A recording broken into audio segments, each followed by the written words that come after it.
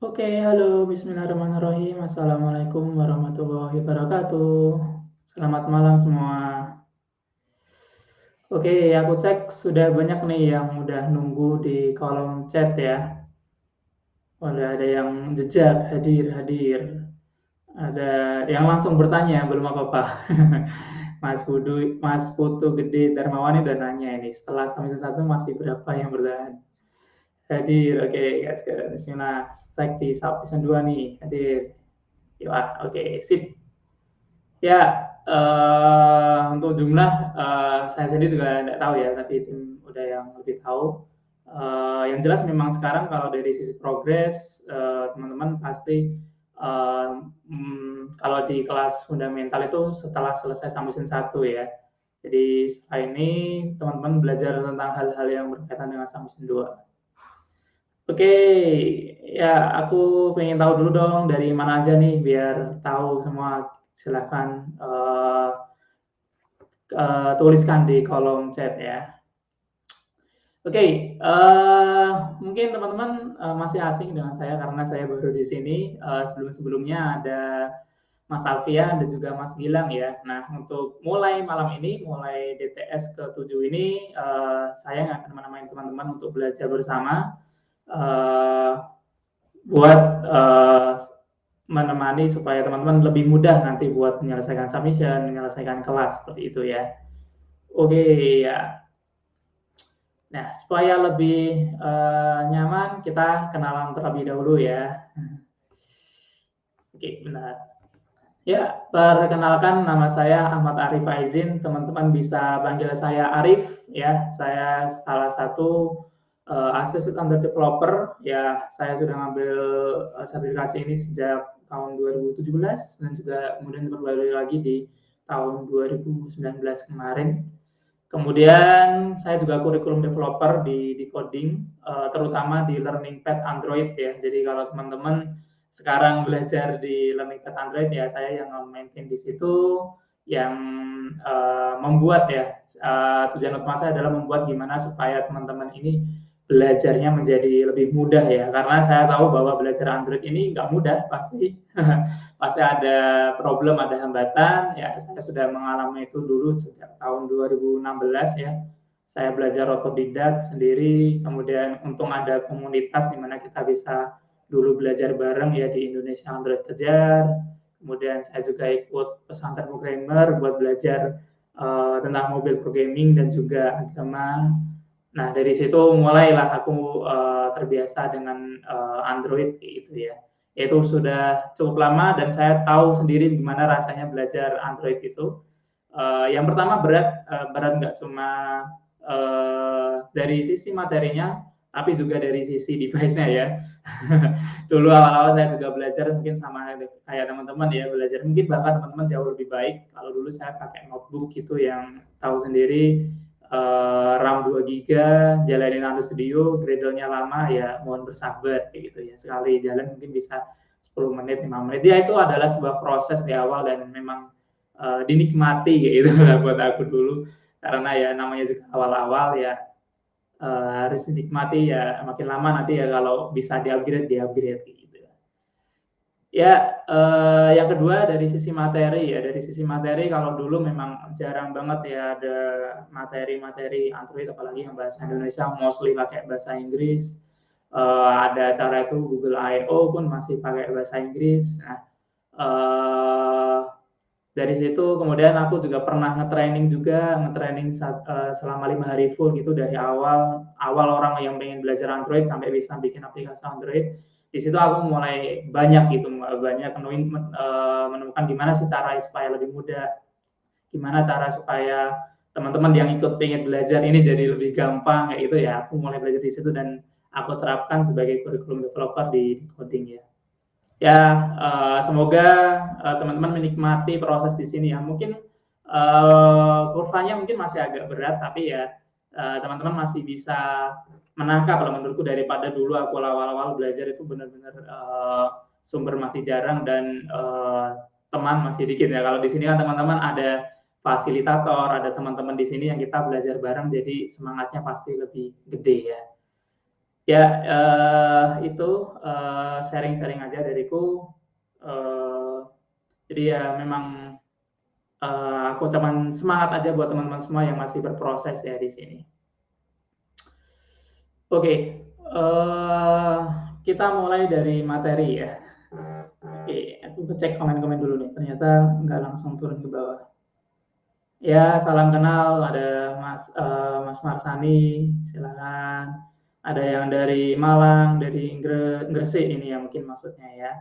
Gresik. Ya, saya orang tua kakek nenek saya di Gresik, jadi salam-salam. Ini ada 2 orang ternyata dari Gresik. Kemudian apalagi nih? Udah ada beberapa pertanyaan yang nanti akan aku jawab di belakang aja ya. Oke, ya salam kenal buat semuanya. Ya, mungkin teman-teman juga kalau pengen tahu apa sih manfaatnya kayak gitu ya, belajar Android kayak gitu ya. Mungkin ya teman-teman udah tahu sendiri gimana manfaatnya Android. Sekarang banyak job yang udah kayak Android developer kayak gitu ya, atau mobile developer yang udah banyak di startup-startup dan itu banyak banget kayak gitu. Jadi ya itu jadi kesempatan buat teman-teman semua. Ya nggak cuma dari sisi job ya. Kalau dulu aku awal-awal belajar Android, ketika masih kuliah, sebelum kuliah aku sudah ditawarin kerja terlebih dahulu. Ya tadi yang sebagai trainer itu ngajar, itu bahkan sebelum lulus gitu. Karena skill buat mobile developer ini masih jarang banget dulu. Jadi kayak dulu ketika aku skripsi aja masih seangkatan masih aku aja gitu yang masih Android.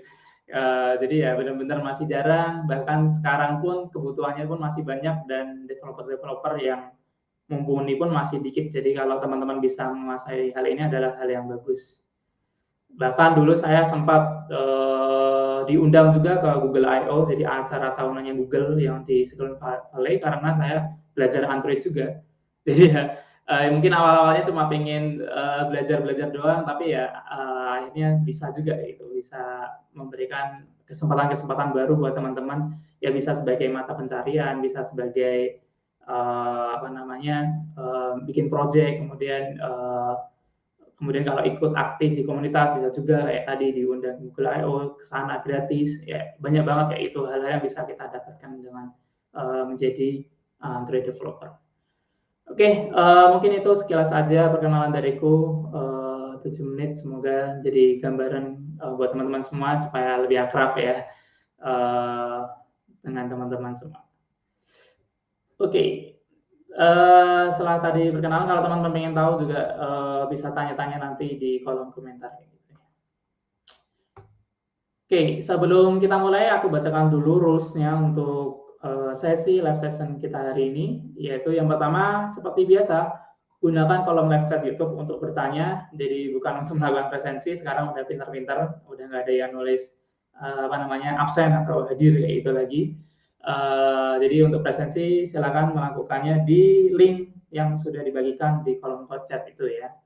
Kemudian yang kedua, tata presensi selalu akan ditampilkan pada live stream ya. Teman-teman juga bisa lihat di deskripsi atau juga di kolom komentar. Yang ketiga, jika teman-teman ingin bertanya, pastikan kembali pertanyaannya relevan ya dengan pembahasannya yang sedang kita bahas kali ini. Atau mungkin yang dibahas kemarin tidak apa-apa, tapi mungkin aku nanti filter yang materinya berkaitan seperti sekarang hari ini aja. Nah, jangan lupa juga menggunakan hashtag tanya supaya kita memfilternya lebih mudah untuk pertanyaan-pertanyaan dari teman-teman semua. Jadi silakan kalau ada pertanyaan tulis di kolom chat hashtag tanya gitu ya, biar nanti admin juga bisa memfilternya lebih mudah. Yang keempat, tertib dalam berkomentar. Jadi saya bebaskan teman-teman buat komen, misal ada hal yang menarik silahkan di di reaction atau hal apapun boleh. Yang penting tertib ya, jadi tidak mengganggu teman-teman yang lainnya dan berkata kotor. Jadi itu untuk rules-nya. Dan kemudian apa saja sih yang akan kita bahas pada malam hari ini? Jadi malam hari ini kita akan membahas tentang navigation ya. Navigation adalah hal yang cukup penting di dalam Android. Kenapa? Karena ya kita biasanya bikin aplikasi nggak cuma satu halaman aja, tapi juga pastinya mostly lebih dari satu halaman ya. Entah itu cuma misalnya halaman utamanya list, kemudian ada detailnya, atau hal lain yang lebih banyak lagi, misal kayak di aplikasi-aplikasi super app ya. Sekarang kalau kita ngelihat buka aplikasi Home-nya aja pasti di situ menu-menunya ada banyak banget ya. Ya di situ kita bisa ngasih banyak pilihan gitu di sini. Ada beberapa hal yang bisa kita gunakan untuk bernavigasi antar halaman yang kompleks tersebut. Di sini ada navigation drawer, ada button navigation, ada juga tab layout dengan menggunakan view pager ya. Jadi itu beberapa hal yang bisa teman-teman gunakan untuk bernavigasi di dalam aplikasi. Kemudian ada juga app bar ya, app bar dengan menu, yaitu adalah app bar adalah bagian yang di sebelah atas. Nanti kita akan bahas lebih lanjut di bagian detailnya. Yang penting teman-teman udah dapat gambaran terlebih dahulu nih, malam ini kita bahas tentang apa aja. Oke, sebelum kita mulai, kita cek dulu ya. Yang pertama yang akan kita bahas adalah tentang navigation komponen ya. Nah, kita lihat dulu, jadi navigation komponen itu seperti apa. Ya, mungkin teman-teman sebelumnya sudah belajar dengan intent ya, untuk berpindah antar satu halaman ke halaman lainnya, benar nggak? Teman-teman juga udah belajar gimana kayak ngirim data, kemudian apa lagi? Macam-macam intent ya, ada eksplisit, ada implicit. Nah, itu bisa kita lakukan sebenarnya. Namun selain hal yang sudah kita pelajari itu, ada juga cara lain nih buat kita navigasi, namun lebih terlihat, lebih visible gitu sebagai kita sebagai developer ya, yaitu dengan menggunakan navigation komponen. Contohnya seperti ini. Ya, kalau kita bisa lihat di sini, kita bisa menggambarkan aplikasi kita dalam sebuah layar ya, hanya dalam sebuah tampilan. Kita bisa melihat nih tampilan aplikasi kita, misal dari mana ke mana, flow-nya seperti apa, user flow-nya seperti apa, itu bisa dilihat dengan menggunakan navigation komponen ya.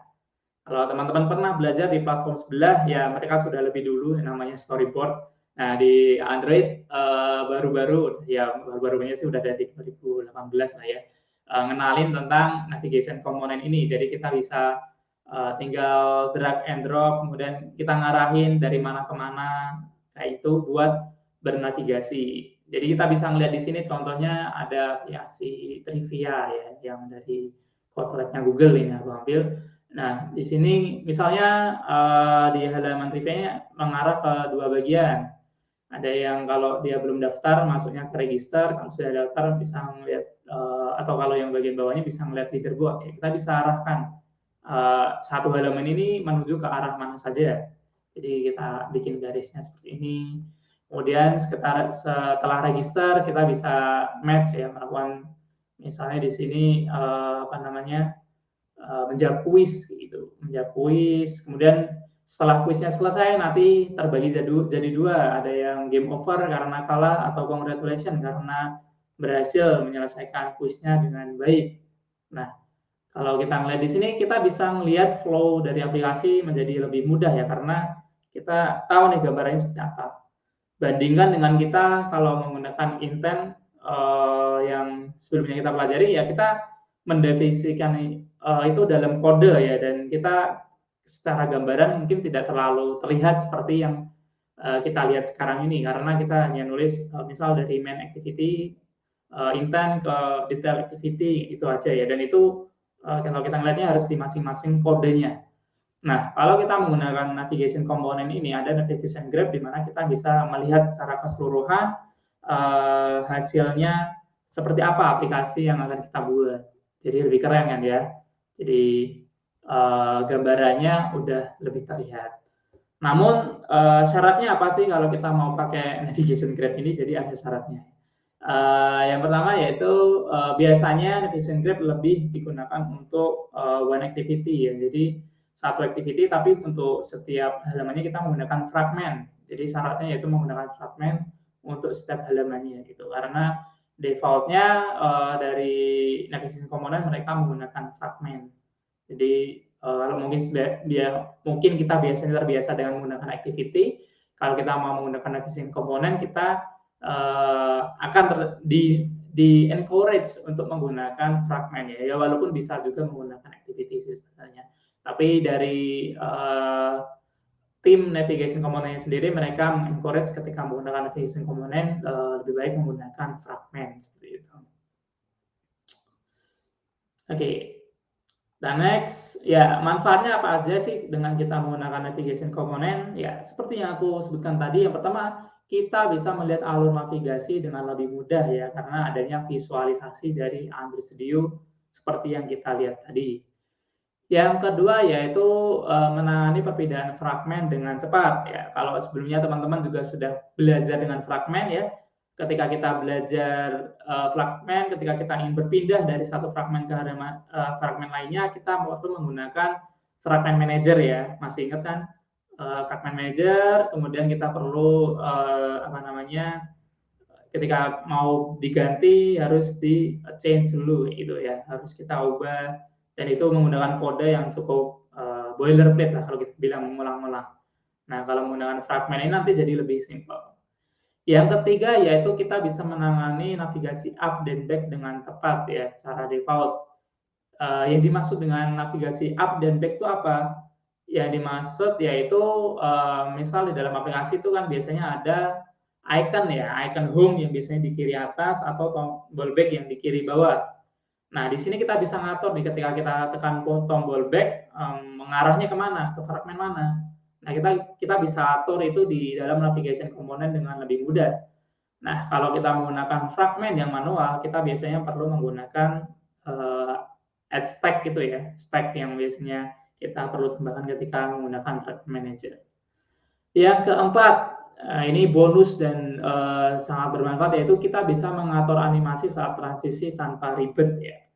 Jadi otomatis kita bisa juga tinggal milih doang animasinya apa sih ya yang ingin kita terapin nih di ketika buka halaman ini kayak gitu. Itu ada pilihannya dan tinggal kita pakai. Kalau mau custom pun bisa. Yang selanjutnya yaitu membantu proses saat ingin menerapkan deep link. Apa itu deep link? Mungkin teman-teman penasaran. Nanti akan dibahas deh di bagian selanjutnya secara lebih detail. Kemudian terdapat navigation UI seperti navigation driver dan button navigation. Jadi ketika kita menggunakan navigation komponen, kita sudah terintegrasi juga kalau kita menggunakan navigation driver dan button navigation. Jadi ketika kita bikin template, biasanya ketika kita memilih template navigation driver dan button navigation itu udah pakai navigation komponen. Jadi itu udah terintegrasi, jadi kita bisa langsung pakai aja. Ini beda dengan dahulu kala sebelum ada navigation komponen ya kita harus mengaturnya manual secara sendiri-sendiri seperti itu.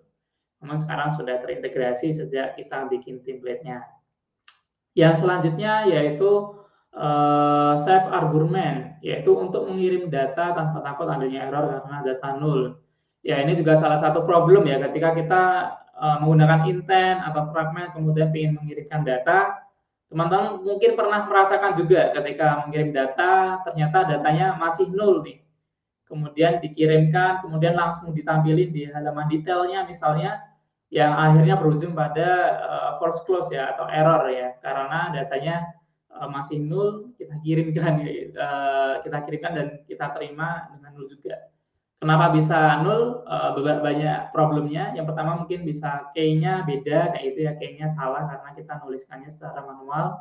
Jadi misalnya key-nya yang di sini key A, tapi yang di halaman selanjutnya key A H kayak itu adanya. Kepencet atau gimana, jadi salah key terus ya akhirnya data yang dikirim nol gitu dan hasilnya error. Ya itu bisa aja terjadi. Nah dengan navigation komponen bisa lebih safe dengan menggunakan save arcs ini.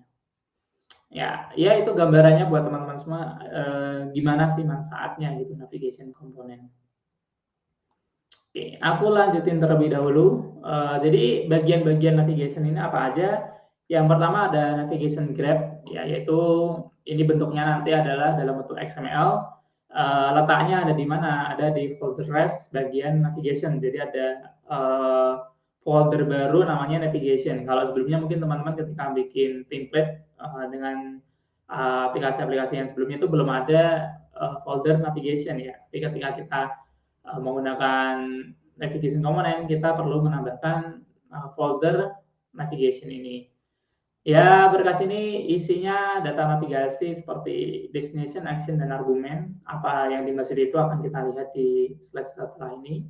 Kemudian yang kedua adalah nav host fragment ya, yaitu adalah layout XML dasar yang berfungsi sebagai host. Jadi tempat kita naruh fragmen utamanya tadi itu di mana ya?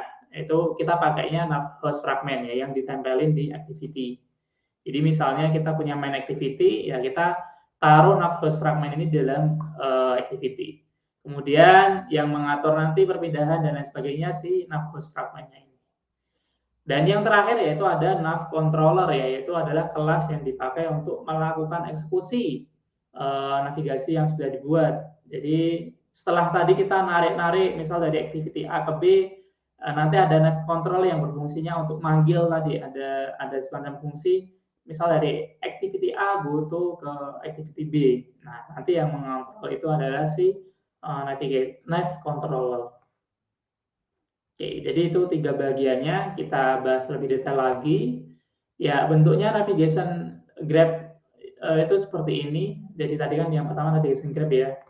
Yang pertama ada destination. Destination kita ketahui dulu maksudnya itu apa.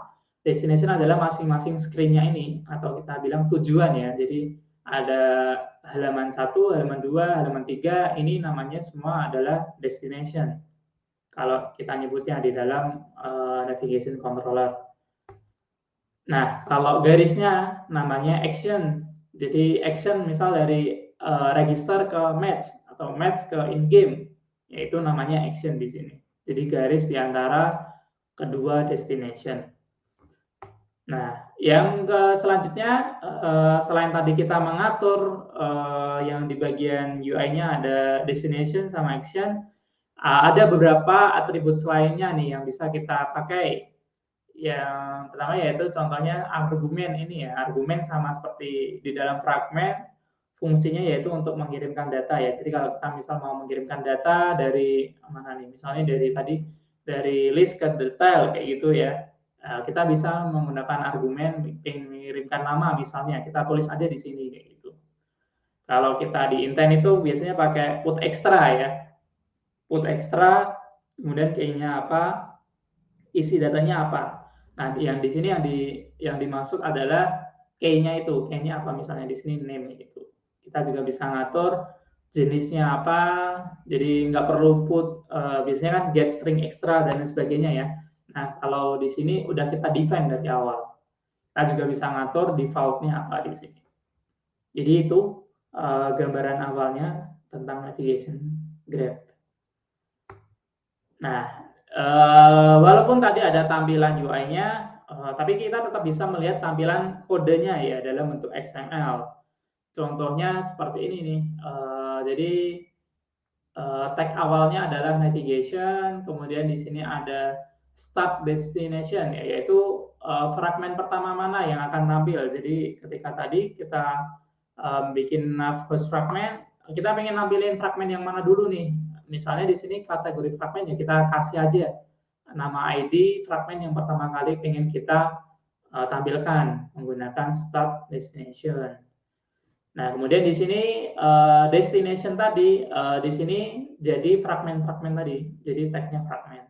Jadi ini destination 1, ini destination 2. Kita bisa ngasih ID, kemudian nama fragmennya tadi apa? Ini secara kode Kotlin-nya ya, Kotlin-nya lokasinya di mana, tuliskan di sini.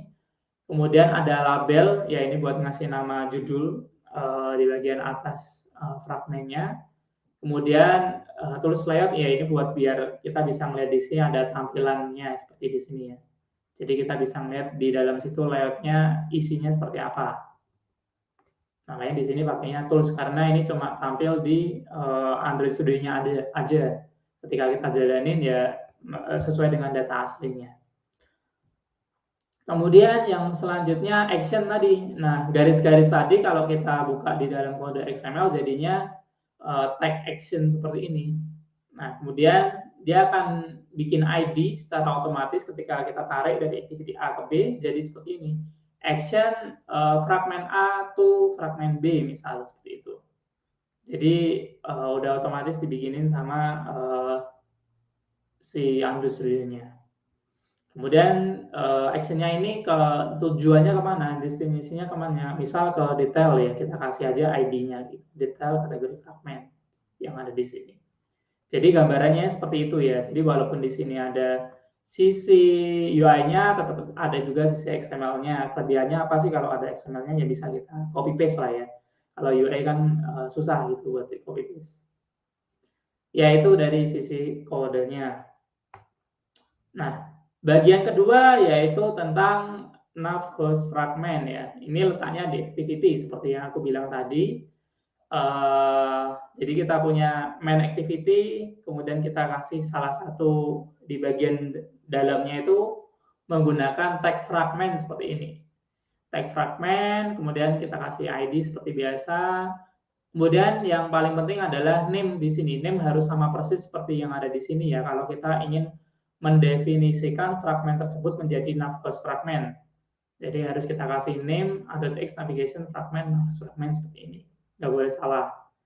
Kemudian width sama height sudah biasa lah ya. Kemudian kita bisa mengatur default nav host-nya true atau false dan nav graph-nya. Nah, jadi tadi sebelumnya kita udah bikin navigation graph-nya. Kalau ingin kita sambungin ke dalam nav host fragment ini ya tinggal kita tambahkan saja ke dalam atribut nav graph.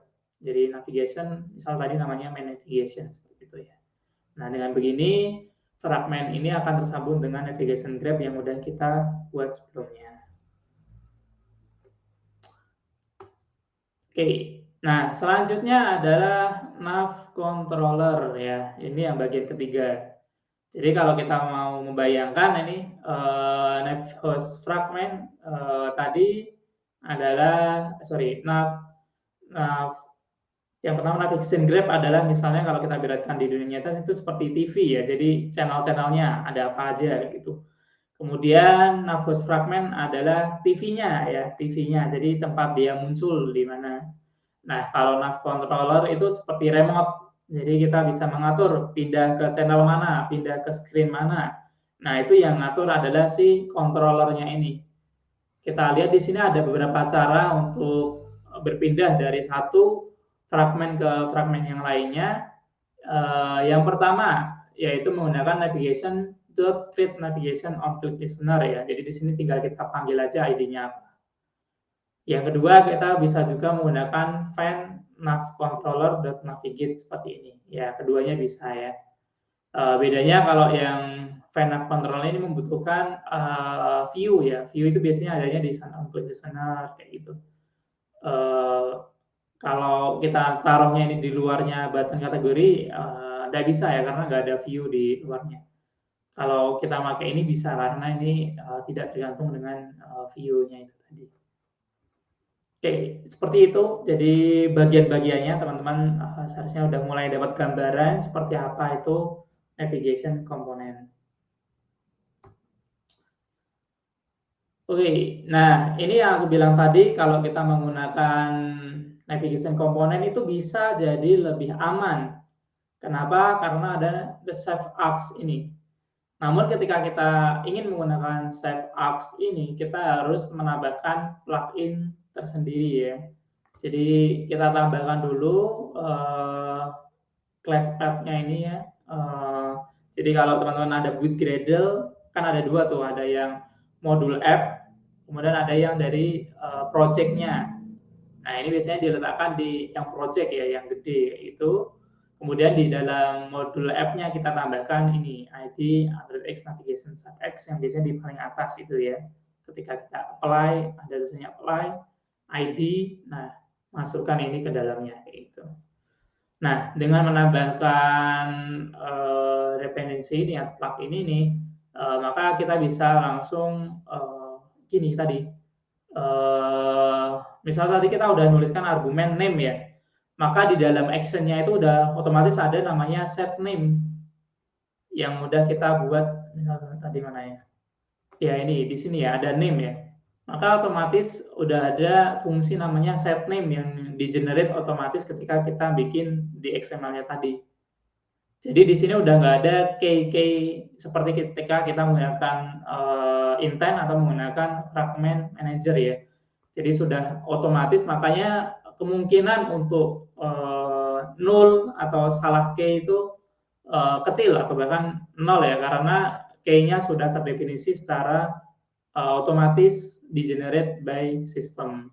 Jadi di sini tidak ada akan ini, tidak akan null. Oke, itu. Jadi kalau kita ingin mengirimkan data ya tinggal kita tambahkan tadi atributnya apa, kemudian kita navigate seperti biasa, seperti sebelumnya. Nah, kemudian kalau pengen nerima seperti apa? Kalau pengen nerima ya tinggal kita panggil default fragment apps. Ya, ini adalah kelas yang otomatis dibuat sama si plugin yang ini. Jadi misal namanya fragmentnya adalah detail fragment, ditambahin jadi detail fragment apps kayak gitu.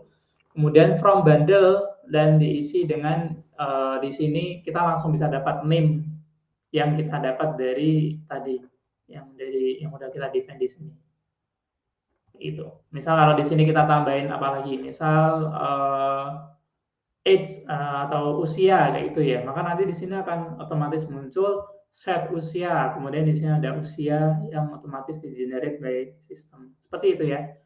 Jadi fungsinya plugin ini dia sebagai generator untuk bikin kelas detail fragment apps secara otomatis dan juga home direction ini ya. Oh ya, home direction ini adalah kelas yang otomatis dibuat ketika kita bikin misalnya home activity kayak gitu ya. Maka dia akan bikin otomatis namanya home direction seperti ini.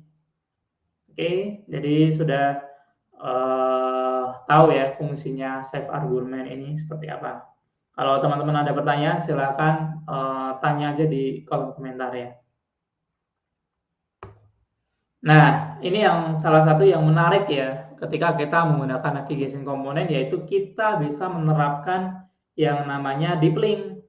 Deep link yaitu di mana kita bisa otomatis nih langsung masuk ke suatu halaman di dalam aplikasi kita.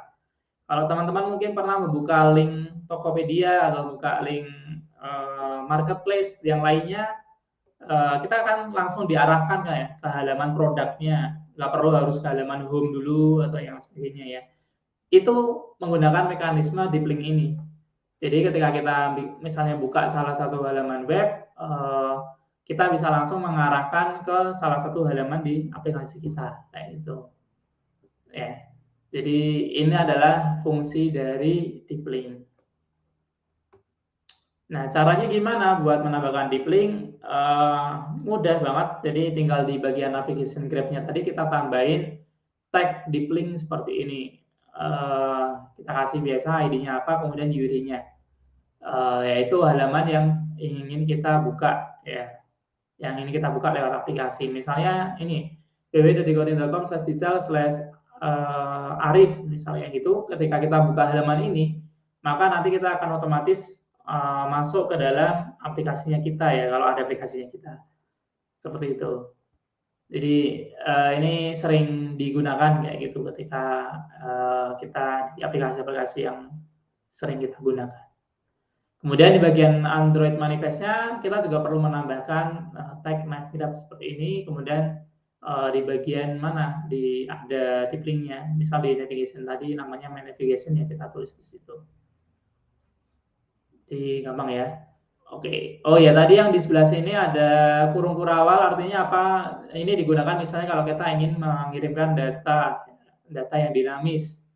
Detail slash misal ada Arif atau Budi atau Cynthia dan sebagainya, itu bisa kita ubah-ubah di yang di sebelah sini. Jadi nanti juga bisa kita terima, kemudian kita atur ya. Kalau kayak misalnya tadi di marketplace ya biasanya dia ngirim ID kayak gitu ya, ID produknya, kemudian langsung ketika setelah dia masuk ke halaman detailnya, dia akan request ke API sesuai dengan ID yang didapatkan dari sini. Jadi mekanismenya seperti itu. Oke, itu tentang tentang navigation komponen. Mungkin sampai sini aku pengen lihat dulu pertanyaan-pertanyaan dari teman-teman semua ya. Ada di sini ya. Oke, ya mungkin agak ada yang agak out of topic tapi nggak apa-apa, aku jawab-jawab terlebih dahulu aja. Oke.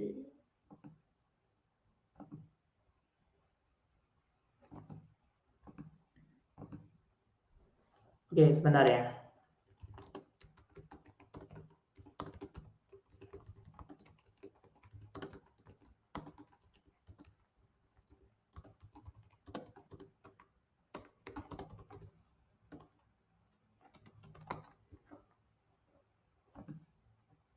Oke, sebenarnya aku lihat dulu apakah ada yang berhubungan dengan navigation komponen, kalau enggak, aku lanjut dulu ya, biar nggak terlalu nanti panjang.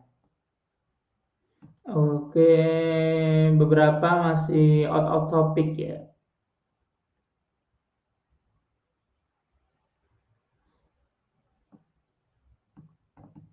Oh ya, ini mungkin ada dari Imam Syafi'i. Apakah ada batas ukuran maksimal atau kompleksitas kelas yang bisa dikirimkan antar navigasi halaman? Eh, nggak ada ya. Jadi kalau maksimalnya berapa kayak gitu ya untuk misal dari halaman A, halaman B, misal halaman A ini ukurannya gede banget, kemudian B kecil, itu nggak ada sih batasannya kalau di Android. Eh, atau ini ketika mengirimkan datanya ya, datanya dari A ke B itu apakah ada maksimalnya atau enggak? Sejauh ini sih nggak ada ya, tapi pastikan ya ketika kita ngirim data, biasanya kan nggak perlu yang gede-gede banget ya, yang perlu biasanya kita kirimkan kan kayak ID-nya aja, atau ya sesimpel itu, hanya paling objek-objek kecil yang kita pakai buat yang selanjutnya buat nge-request lagi gitu sih. Jarang banget kalau kita misalnya ngirim file dari activity A ke B seperti itu, jarang banget sih Mas Imam Syafi'i. Semoga menjawab ya. Oke, yang lainnya aku cek masih belum ada ya, belum ada yang berkaitan tentang navigation komponen, jadi aku skip terlebih dahulu. Nanti coba aku jawab di akhir kalau masih ada waktu. Oke, sampai sini aku lanjut ke bagian yang selanjutnya ya, yaitu app bar. Oke.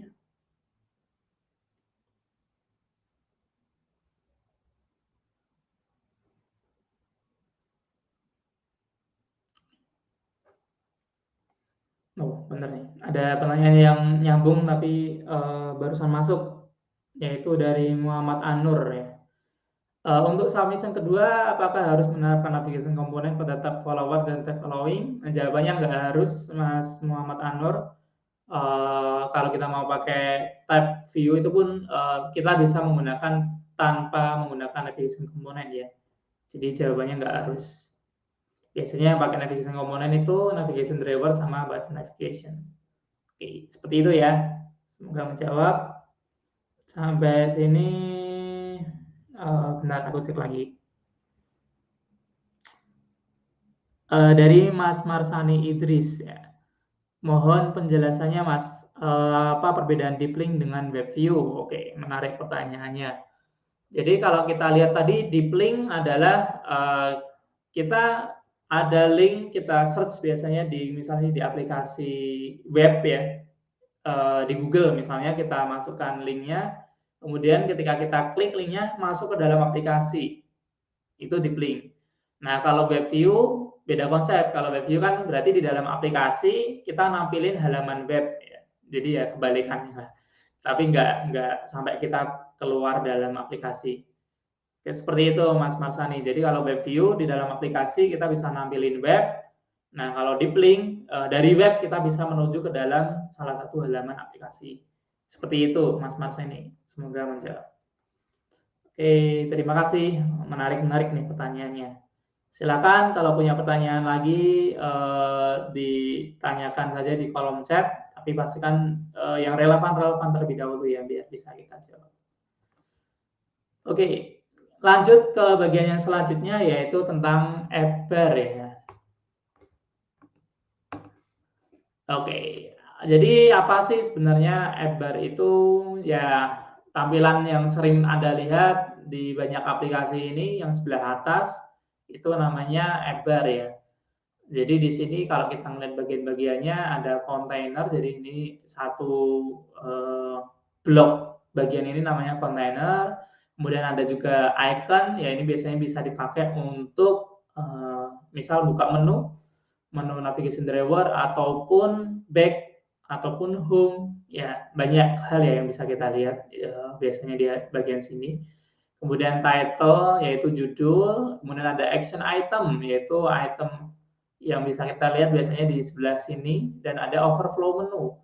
Overflow menu adalah menu yang sudah karena mungkin dia panjang dan tidak terlalu signifikan, kita taruh di dalam titik 3 ini. Jadi kalau kita klik nanti muncul list menu-menu yang lainnya. Itu namanya overflow menu. Ya, sekarang teman-teman udah dapat gambaran Bar itu seperti apa terlebih dahulu ya.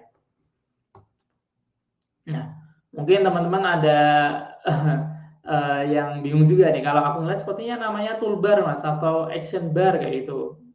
Nah, jadi supaya lebih jelas di sini aku kasih tahu bahwa ada dua jenis bar ya, yaitu action bar sama toolbar.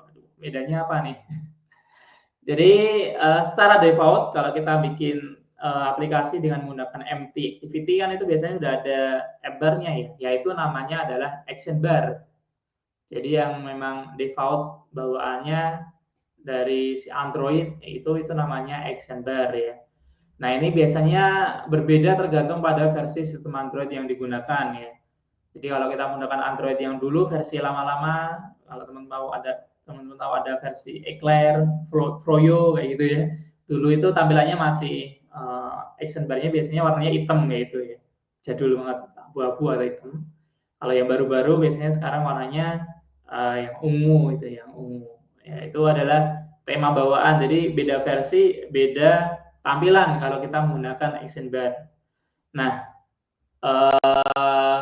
kalau toolbar ini adalah versi customnya dari action bar. Jadi kita bisa modif-modif lagi kalau kita menggunakan toolbar.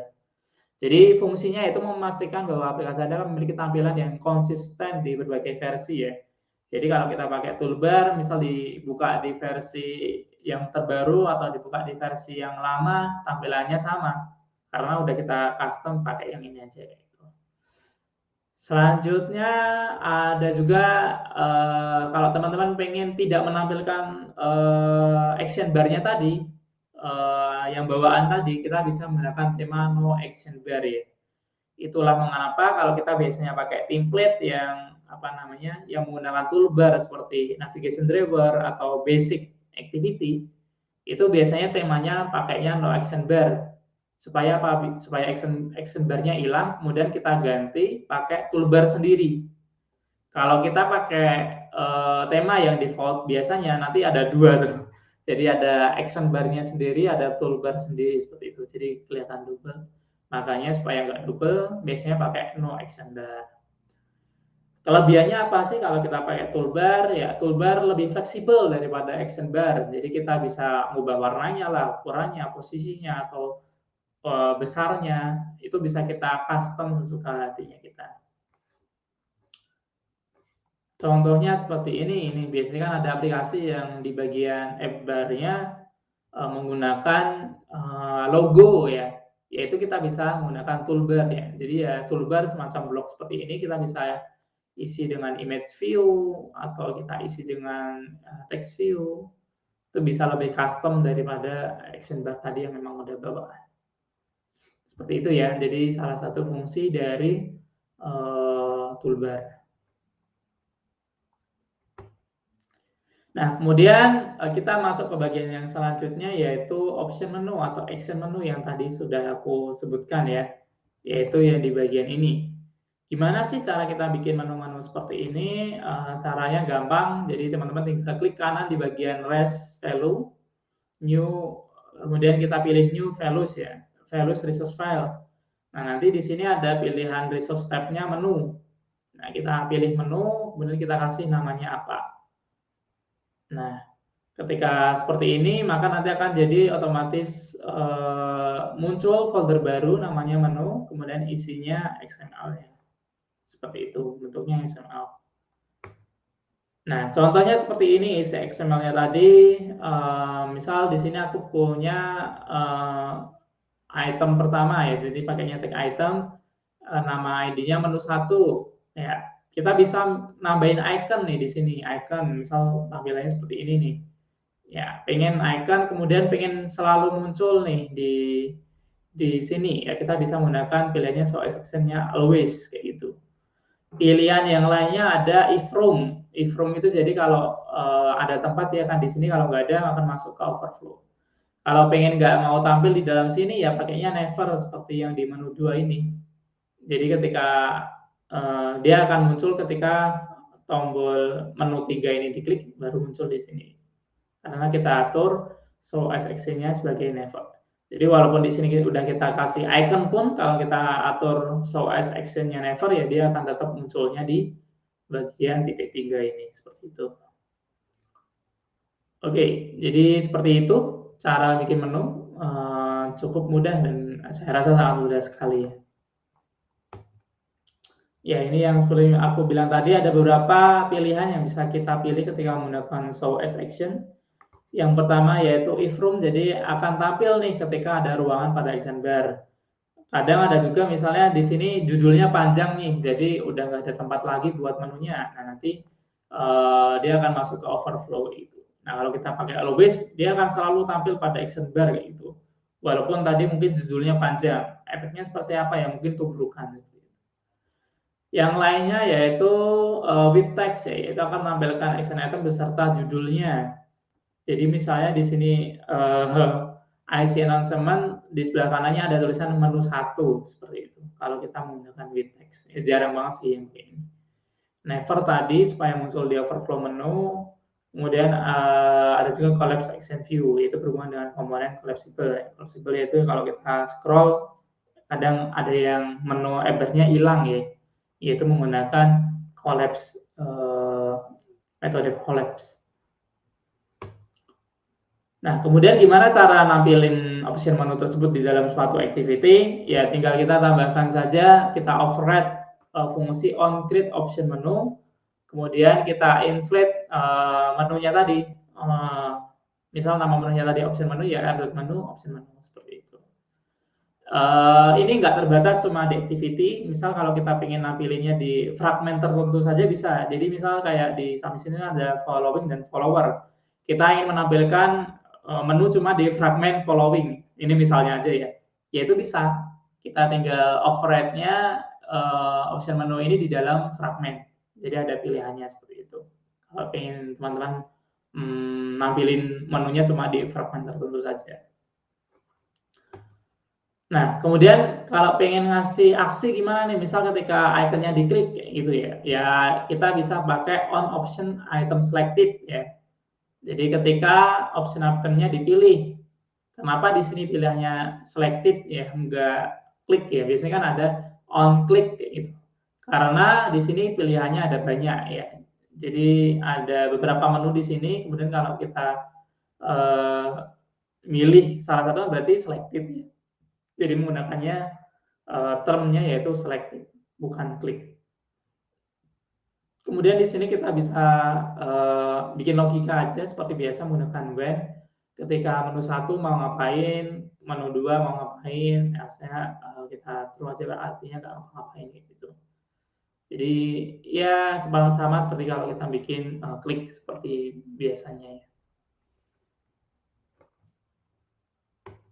Oke, sudah cukup tadi materi tentang Eber. Sampai sini aku akan cek-cek terlebih dahulu pertanyaan dari teman-teman semua.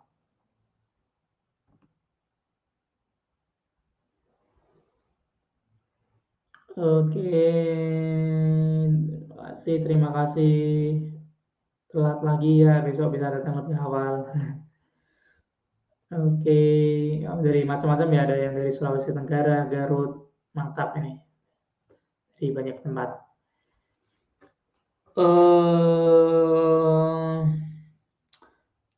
Aku lihat dulu ya. Pertanyaan dari Mas Hendri Winarto. Tanya, apakah penggunaan font awesome untuk menggantikan drawables pada navigasi di Android termasuk common praktis atau tidak? Biasanya sih kalau kita milih icon ya di dalam aplikasi Android, kita cukup pakai yang dari Material Design ya, karena di situ sudah cukup lengkap. Jadi ya jarang sih aku kayaknya pakai font custom ya. Biasanya kan font custom dipakai di web, tapi kalau di Android biasanya kita udah dari Material Design udah ada icon-icon sih yang sering dipakai. Tapi kalau teman-teman pengen custom sendiri icon-iconnya, misal pengen pakai yang dari font custom ya bisa aja gitu. Tapi ya kalau kita pengen ngikutin Material Design ya pakai icon-iconnya dari Material Design ya. Ya, fungsinya apa sih kita pakai Material Design ya, biar user terbiasa gitu dengan lingkungannya Android ya. Jadi kalau kita ngelihat tadi di sini ada menu-menu seperti ini kan, ini sudah Material Design banget. Jadi kalau dia pakai macam-macam aplikasi ya sudah familiar gitu, karena pakainya Material Design yang hampir semua aplikasi biasanya menerapkan seperti ini ya. Ada menu model-modelnya seperti ini, jaraknya seperti ini, buat lebarnya, icon-iconnya pun bentuknya sudah biasanya ngikut kayak gitu. Tapi kalau misalnya pengen custom sendiri pun bisa gitu, biar lebih unik. Seperti itu Mas Hendri Winarto untuk jawabannya.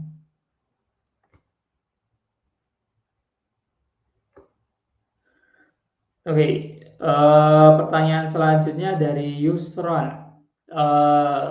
Bagaimana penerapan search view di luar Adbar ya? Ini menarik karena masih berkaitan juga kalau kita ngelihat di materi. Setelah membahas tentang Adbar, kita juga bahas tentang search view ya. Ya kalau pengen menerapkan search view di luar Adbar, tinggal kita tambahkan aja ada nama komponennya yaitu search view. Jadi teman-teman cari di Android Studio ada komponen itu namanya search view. Nah, aku bisa buka Android Studio nggak sekarang? Misal, oke, aku coba saya buka di sini aja ya. Ya, di sini kalau kita lihat ada komponen namanya search view. Ya, ini bisa teman-teman gunakan gitu. Tinggal diatur aja.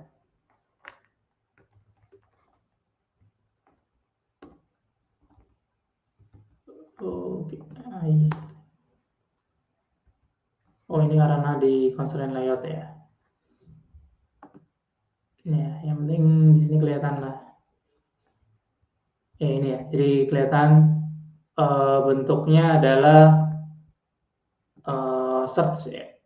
Jadi kita bisa pakai nama komponennya yaitu search view. Ya seperti itu ya, Mas apa tadi, Mas Yusron. Jadi sudah ada komponennya.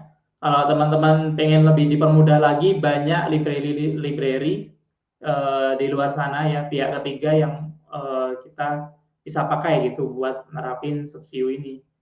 Jadi kuncinya ya tinggal kita cari saja search view Android kayak gitu.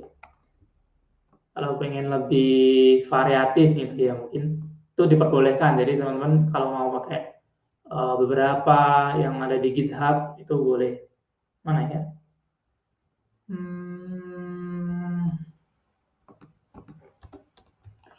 GitHub.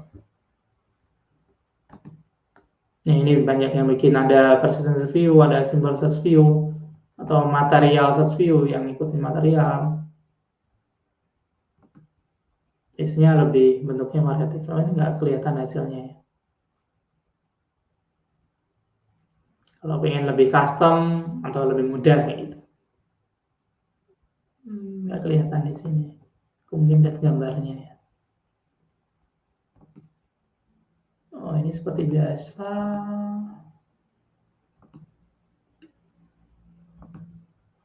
Ya, ada bisa juga yang digabungkan dengan app bar-nya, pakai yang di sini. Bisa juga seperti itu ya. Nah, ini contohnya mungkin yang tadi material search view, jadi udah ada kotakannya seperti ini. Ada ikonnya yang bisa kita pakai. Ya, teman-teman bisa explore itu untuk search view. Oke, seperti itu Mas Yusron, semoga menjawab. Pertanyaan selanjutnya dari Pondok Coding. Wah, mantap. Kalau dulu saya di pesan programmer ini ada Pondok Coding. masih teman. Material desain itu apa ya Kak? Semacam bootstrap kah jika dipermasalahkan dengan web? Material desain adalah guideline ya, guideline dari Android. Jadi biasanya masing-masing platform itu ada guideline-nya tersendiri. Kayak iOS mereka punya human interface guideline. Kalau di Android ada namanya material design. Semacam apa ya? Kalau teman-teman mungkin pernah lihat misal Bukalapak ya. Kalau kita lihat kan eh, temanya, tema-tema yang dia bikin adalah kayak Bukalapak banget gitu. Kalau kita ngelihat ilustrasinya dan sebagainya ya, yaitu namanya apa ya? Aku lupa namanya. Temnya dari dia. Nah, si Android ini punya sendiri namanya material design kayak gitu. Kalau kita bandinginnya peer-to-peer dengan Bootstrap agak beda ya karena Bootstrap lebih ke framework dan itu lebih kompleks lagi. Kalau material design lebih ke rules-rulesnya ketika kita bikin desain kayak gitu. Kalau di Android seperti apa? Ya walaupun kita bisa juga bikin aplikasi tanpa menggunakan mengikuti material design pun bisa. Tapi kalau dari sisi Android mereka mengencourage menggunakan material design seperti itu. Jadi kalau kita ngelihat kayak di aplikasi Gmail, aplikasi Google Meet, biasanya kan mereka model-modelnya mirip-mirip lah karena mereka menerapkan material design itu tadi. Seperti itu dari Pondok Coding, semoga menjawab. Kemudian dari dunia maya, wah mantap pertanyaannya. Namanya pertanyaan dari dunia maya. Tanya, apakah haruskah app bar itu ditampilkan biar app desain kelihatan bisa full screen? Pertanyaannya menarik. Jawabannya nggak harus, jadi ini ya bebas ya. Kita sebagai developer mau ditampilkan apa enggak. Kalau kita melihat pun banyak juga ya aplikasi-aplikasi sekarang nggak harus ada app bar-nya gitu, biar kelihatan full, lebih clean kayak gitu ya. Itu boleh aja Mas dunia maya, Mas dunia maya. Biar kelihatan full screen, lebih clean ya. Biasanya kan rata-rata kayak gitu. Mungkin it's okay, jadi nggak harus ada untuk app bar ini. Oke, seperti itu. Semoga menjawab Mas Dunia Maya. Kalau kita ngelihat di UI design yang di mockup gitu kan banyak juga yang tidak menerapkan app bar ya, itu nggak masalah. Yang penting dari sisi penggunaannya nyaman gitu. Oke, jadi mantap-mantap ya pertanyaannya, menarik-menarik. Tapi saya lihat sudah cukup, jadi aku lihat lagi ke bagian yang selanjutnya ya. Udah terasa, udah mau 1 jam. Masih ada 3 materi. Oke, bagian yang selanjutnya yaitu navigation driver ya. Navigation driver jadi adalah salah satu menu yang bisa kita pakai ketika kita menerapkan aplikasi di Android ya. Biasanya digunakan ketika kita memiliki top level view ya. Jadi ada banyak menu di dalam situ yang kalau kita tampilkan di dalam aplikasi jadi kelihatan aneh gitu ya. Contohnya ya kayak di aplikasi Gmail ini ya. Di sini ada banyak menu yang bisa kita akses kayak gitu ya. Better memang diletakkan di sebelah navigation driver aja biar terpusat kayak itu. Enggak harus kita bentuk dalam bentuk tombol-tombol atau button navigation yang banyak di bawah, tentu tidak cocok kayak gitu. Nah, kalau sepenuhnya ini banyak banget, kita bisa pakai si navigation driver ini. Ini juga bisa memberikan kecepatan kepada pengguna ya untuk mengakses menu yang tidak terhubung secara langsung ya. Jadi ya karena di sini misal ada setting dan lain sebagainya yang mungkin tidak terlalu berhubungan dengan yang ada di sini ya kita bisa pakai ini. Kemudian ketika ingin kembali ke halaman utama dengan cepat, kita juga bisa pakai ini karena biasanya ada semacam home kayak gitu ya di sebelah sini. Kalau di sini primary. Jadi kalau misal dari halaman lain kita ingin ke halaman home lagi, tinggal klik sebelah sini. Kemudian menu-menu yang jarang diakses juga bisa kita taruh di sini ya, misal term and condition, about app, legal dan sebagainya, kita bisa taruh di sini. Contoh aplikasinya banyak ya yang bisa menerapkan seperti ini. Seperti apa? Coba teman-teman sebut di kolom komentar. Contoh-contoh aplikasi yang biasanya pakai navigation driver apa aja? Silakan tuliskan di komentar. Mungkin ada yang jawab apa namanya BBM. Kalau dulu ya, dulu kan BBM masih ada, bentuknya seperti ini juga. Ya, itu salah satu contohnya. Kalau teman-teman ada gambaran yang lainnya, silakan tulis di kolom komentar. Ya, untuk bikinnya mudah banget karena sudah disediakan template dari Android Studio-nya ya. Kalau kita ngelihat ketika kita bikin create new project itu sudah ada macam-macam template di sini ya. Salah satunya adalah navigation driver activity ini.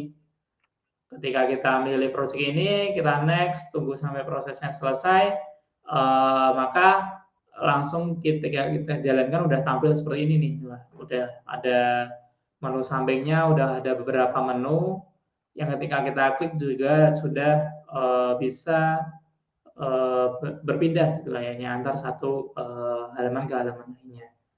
Di sini juga ada bagian atas yang bisa kita ubah-ubah. Misal foto profil, nama atau alamat email yang biasanya kita tampilkan di sebelah kiri atas. Nah, ini ada beberapa jawaban nih dari Mas Aji Said. Twitter ya, ya di sebelah kanan ya kayaknya Twitter ya. Discord, ya Discord juga menggunakan di sebelah kiri. Duolingo, aku udah lupa lama nggak pakai, tapi ya benar mungkin. Ya, yang modelnya yang sebelah kiri itu ya. Discord, coba aku lihat dulu sebentar. Apakah dia modelnya navigation driver atau enggak? Sepertinya sih navigation driver yang sudah di custom ya kalau Discord ini.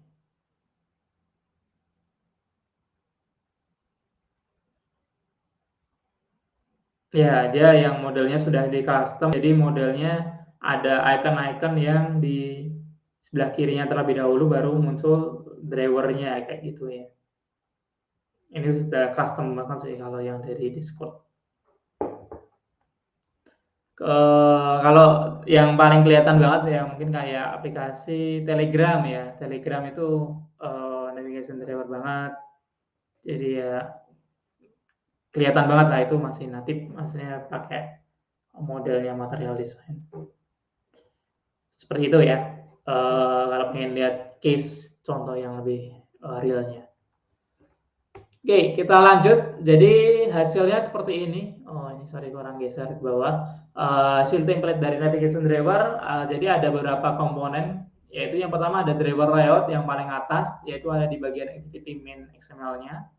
Kemudian dia juga akan bikin XML baru. Jadi dipisah ya, biar apa? Biar fokusnya itu nggak terlalu tercampur ya.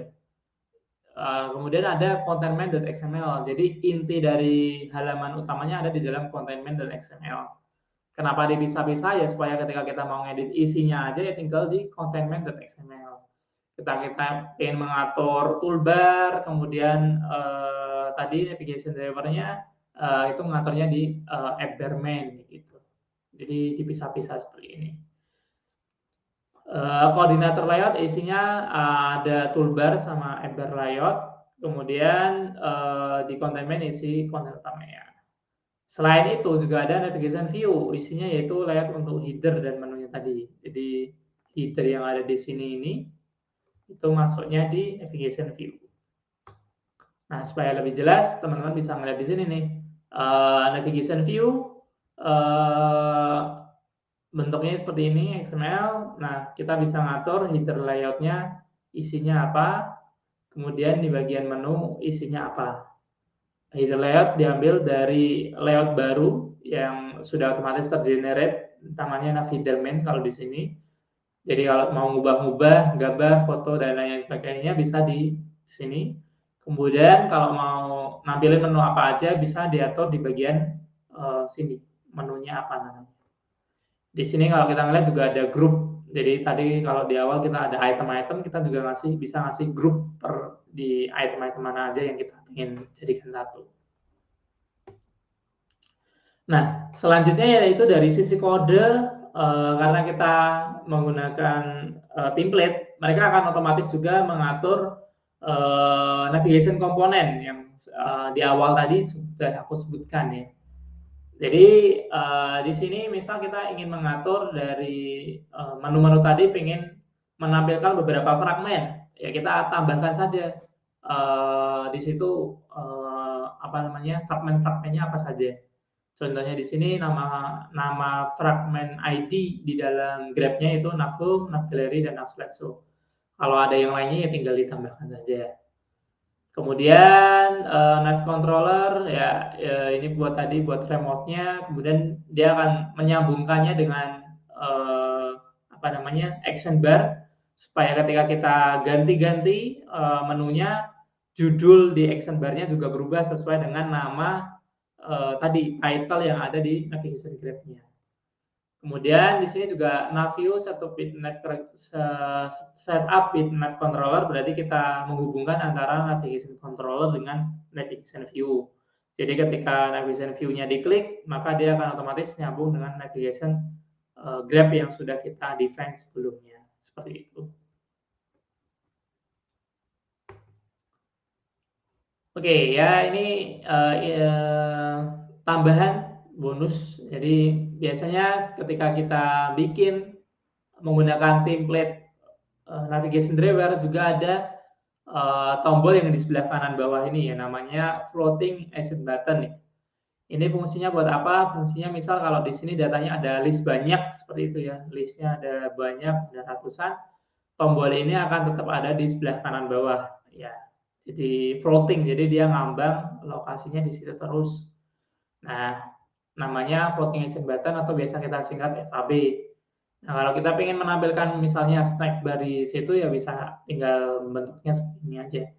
FAB atau listener nampilin snack bar, ya ini mirip-mirip seperti toast ya. Tapi lokasinya di bawah, kayak ular gitu ya, di bawah soalnya dia. Kemudian kita juga bisa menambahkan action menggunakan action seperti ini. Oke, jadi seperti itu, ini tambahan aja supaya tidak kaget ketika menggunakan navigation driver. Ya, itu tentang navigation driver.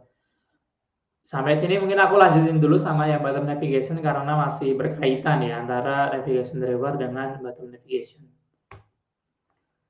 Ya, kalau tadi navigation driver sudah kita ketahui penggunanya seperti apa. Kalau bottom navigation dipakai jika apa? Jika biasanya dipakai kalau menunya hanya 3 hingga 5 menu. Jadi kalau cuma 2 itu nggak cocok diletakkan sebenarnya sebagai bottom navigation. Dan kalau lebih dari 5 pun tidak cocok juga karena bakal banyak banget menu-menu yang ada di dalam sini. Kalau udah lebih dari 5 ya better kita taruh di navigation driver atau bikin menu baru ya. Misal di kanan atau di sini titik 3 yang isinya macam-macam menu yang lainnya, misal setting dan sebagainya. Seperti itu. Cocok biasanya dipakai di ponsel atau tablet karena dekat dengan jempol ya. Kalau kita biasanya pakai aplikasi kan banyak menggunakan button navigation karena ya dari sisi navigasi lebih gampang ya, karena mau pindah-pindah tinggal dia lokasinya ada di bawah jadi lebih gampang. Makanya sekarang banyak yang merekomendasikan menggunakan bottom navigation daripada navigation driver ya, karena dari sisi UX lebih gampang dijangkau. Kemudian ya yang tadi tidak disarankan jika hanya satu menu, kemudian berfungsi atau untuk preferensi atau pengaturan pengguna. Ya, seperti itu ya. Contohnya aplikasi-aplikasi yang menggunakan ini banyak banget. Salah satunya YouTube. Kalau teman-teman ada gambaran lain silahkan tulis di komentar. Kira-kira aplikasi apa lagi ya yang menggunakan ini? Pasti banyak banget.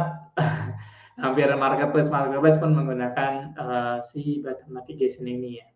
Jadi bisa teman-teman coba sebut kira-kira selain YouTube atau mungkin marketplace apalagi nih aplikasi-aplikasi yang menggunakan button navigation ini.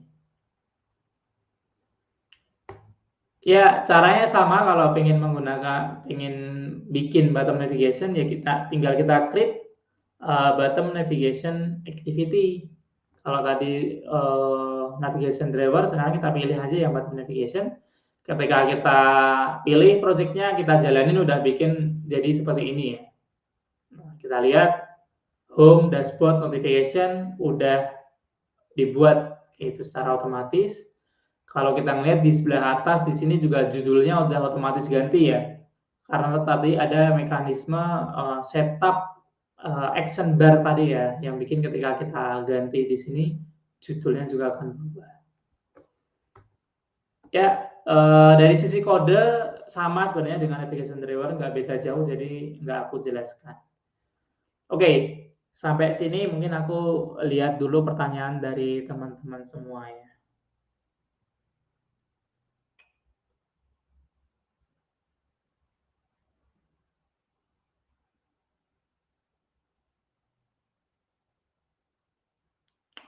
Oke, pertanyaan dari Pondok Coding, ini masih relate, tapi nggak apa-apa, aku coba highlight dulu.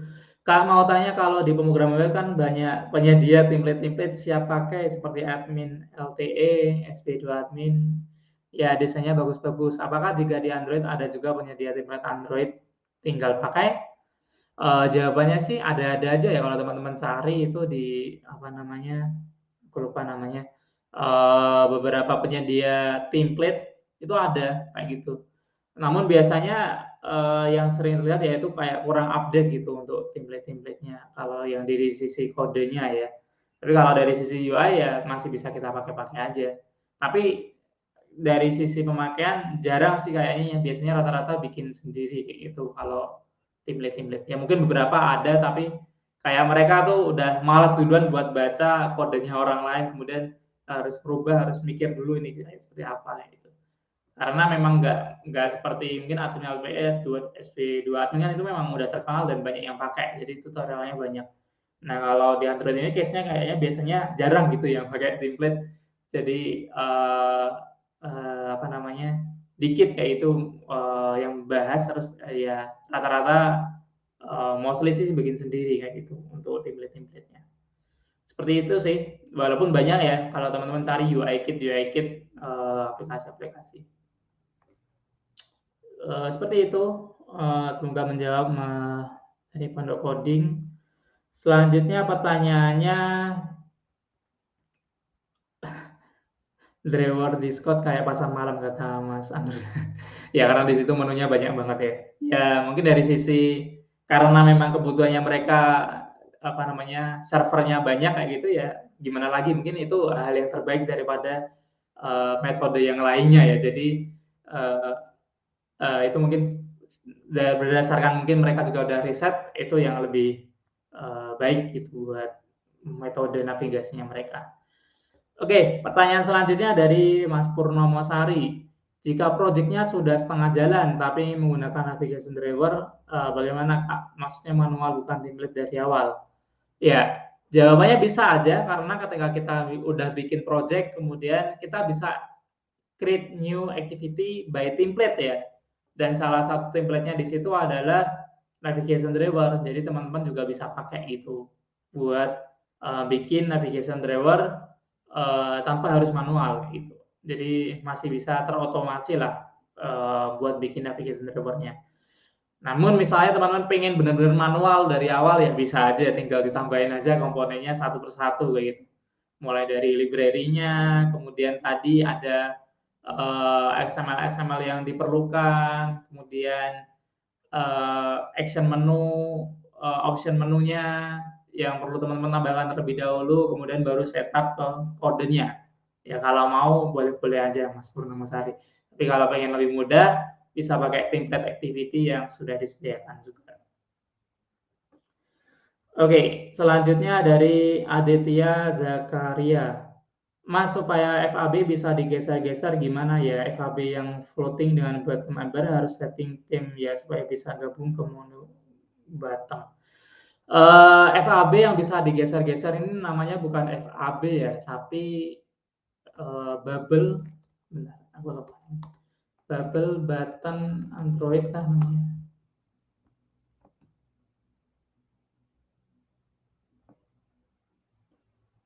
Ya, namanya Bubbles. Ya, contohnya seperti yang ada di sini ya. Biasanya kan bisa dipindah-pindah bahkan sampai ke luar aplikasi. Apakah yang seperti itu? Kalau yang dimaksud seperti itu, komponennya namanya adalah bubbles di sini. Jadi yang bisa kita geser-geser kayak di apa ya, aku lupa. Ya ada aplikasi-aplikasi lah yang seperti ini. Chat ya, oh iya benar. Biasanya di aplikasi-aplikasi chat ada yang menerapkan bubbles ini buat nampilin dalam bulatan mana ini. Nah, seperti ini bulatan seperti ini, kemudian bisa digeser-geser. Ini namanya bubbles bukan FAB ya. Seperti itu Mas Aditya, semoga ini yang dimaksud. Kalau bukan silahkan komen aja. Kemudian pertanyaan yang kedua, bubble masih dengan pertanyaan orang yang sama. FAB yang floating dengan bottom app bar harus setting time ya supaya bisa gabung ke menu bottom. Apakah yang dimaksud supaya nggak tabrakan ya, maksudnya kali ya Mas Aditya?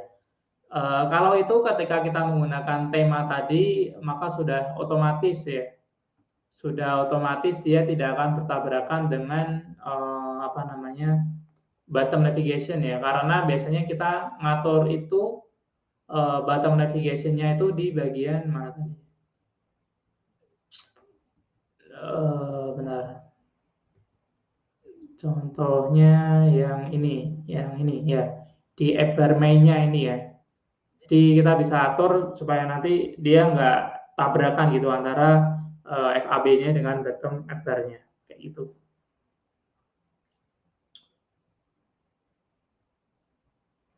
Oke, sepertinya itu yang dimaksud. Oh ya, Babbles Messenger-nya FB, betul betul Mas Anur. Messenger-nya FB yang sering muncul biasanya kalau kita pakai itu. Dari Mas Purnomo Sari, kalau aplikasi kita ada di background dan bisa ada seperti FAB itu namanya apa ya Kak? Ya itu tadi Babbles namanya ya Mas Purnomo Sari. Kemudian dari pembelajaran IT, kenapa namanya lucu-lucu ya? Apakah menu-menu navigasi bisa dibuat dinamis seperti dalam web? Ya, yang dimaksud dinamis ini seperti apa terlebih dahulu ya? Aku masih belum jelas, silahkan coba komen lagi. Apakah misalnya jumlah menunya diatur dari database kayak gitu atau seperti apa? Kalau yang dimaksud itu ya bisa-bisa aja tapi perlu custom yang lebih dalam buat hal itu ya. Jadi kita bisa namanya bikin custom komponen UI kayak gitu. Jadi ketika misal kita ngedefine nih dari API menunya ada ini. Kemudian ketika tampil nanti hasilnya sesuai dengan yang dari API, ya itu bisa. Jadi kalau kita melihat super app sekarang modelnya seperti itu ya. Jadi menggunakan dynamic component. Kalau kita ngelihat kan kadang buka Tokopedia, kemudian kita buka lagi di lain hari bisa beda ya komponen yang di dalamnya. Karena mereka menggunakan dynamic component itu lumayan jauh kalau dari state-nya teman-teman sekarang. Tapi ada mekanisme seperti itu. Jadi tanpa kita harus update aplikasinya, komponen di dalam home itu bisa berubah-ubah. Jadi rata-rata aplikasi kayak Tokopedia atau Shopee kalau kita ngeliat kan ketika kita ganti mungkin di bulan yang berbeda temanya bisa berubah kayak gitu ya. Mereka menggunakan dynamic component. Atau aplikasi Gojek di halaman home-nya itu urutnya kadang bisa berubah-ubah gitu karena mereka menggunakan dynamic component. Seperti itu. Oke, dari Mas Anur, picture in picture ya itu ya salah satu yang mirip Bubbles tapi biasanya dipakai buat video. Ya tambahan dari pembelajaran IT ya seperti mengambil data dari database untuk membuat tampilan yang berbeda antar user berbeda ya. Ya bisa aja tapi kalau itu apa namanya menunya tetap ya nggak sering berubah ya better kita bikin dua layout yang misal satu untuk user A, satu untuk user admin misal, kemudian satu untuk user client. Ya cukup seperti itu aja daripada harus bikin benar-benar dynamic karena prosesnya jauh lebih ribet daripada hanya bedain tampilan aja. Lanjut dari FAB di bottom navigation, mungkin yang dimaksud seperti di aplikasi BS Mobile yang di tengah-tengah bottom nav-nya ada FAB. Oh, seperti itu ya. Untuk itu ada juga di material design kalau teman-teman lihat sebenarnya. Coba aku cari dulu. Material design FAB kali namanya. Elevation.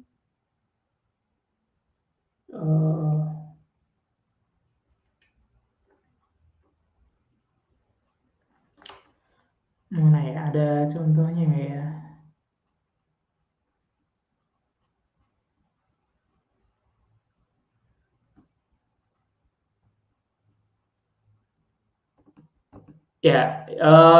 Ya, kalau caranya sih ada dua. Yang pertama biasanya ada library yang udah menyediakan bentuk-bentuk seperti itu. Teman-teman bisa coba cari aja.